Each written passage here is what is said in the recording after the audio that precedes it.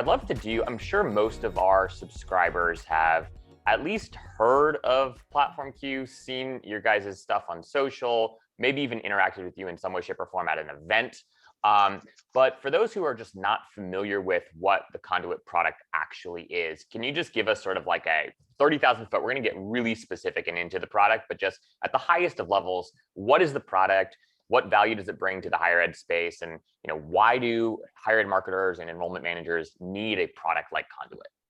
Yeah, so you think about pre-COVID, right? It was all about how do we connect the dots between in-person programs, right? Admissions Yeah, offices are always running, campus visits, and they have open houses, and they have travel, and they have regional receptions at the Marriott ballroom, and all these sorts of things that we do to support, conversion and engage students to get them to apply, and then ultimately get them to enroll with different types of events, right? And then what sure. happened is that pandemic hit, and everything had to shift to virtual events kind of overnight, right? And so I like to say that Platform Q was around and Conduit was around pre-pandemic, providing resources and support for a lot of the things that we have to now think about doing post-pandemic, right? And Uh, so when we think about developing a strategic plan for virtual engagement, right, our team has decades of experience now in developing content for virtual engagement programs. And what happened is over the course of the past 15 months,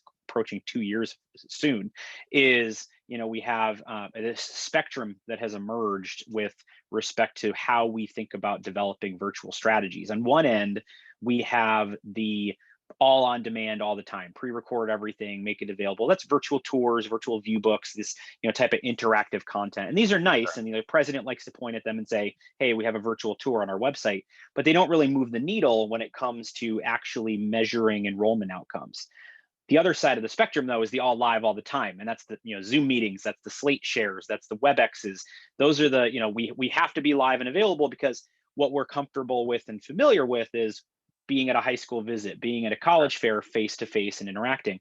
And I think what we learned pretty quickly over the past 15 months or so is that that's tiring, right? And there's a lot of redundancy and effort. There's a lot of just challenge with measuring and show rate, and then everybody looks the same. When we think we have Zoom fatigue, think about a high school student who has Zoom fatigue from math class on Zoom, science class on Zoom, meeting with my guidance counselor on Zoom if I even show up, and then talking to an admissions counselor if I even show up, Sure. right? Sure. And so it all looks the same, right? And so the 5,000 foot view of what we do is we help with the strategies around really creating a virtual plan that is going to support conversion and yield at each phase of the process, really from search campaigns all the way through alumni engagement, Hmm. and everywhere in between, right? And so we have the strategies that wrap around the software that we develop.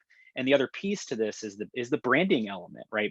Zoom meetings all look the same, Yeah. regardless of what school is hosting them. Sure, you can put up a cute virtual background, but that's like the tablecloth at the college fair, right? That's table Sure. stakes as far as everybody just has the dressing around it to try to say we're doing branding, when the reality is it's just a same replicable experience, right? And so what we develop are institutionally branded environments that help institutions really shore up their content and shore up their strategies in a way that helps to make it accessible. Think like a Hulu or a Netflix type platform, but Uh, specifically for the college or university, right? You have the content that you want to see, and then what's the plan around it? Are we doing a Netflix approach where we dump a full season and let students binge watch? Or are we doing more of a Disney Plus type approach where we have a library of great on demand content, but then we have, an anticipated and yeah. desired content that we release throughout a cycle? And that's what we do. We develop the plan and we host the platform to actually deploy that type of content.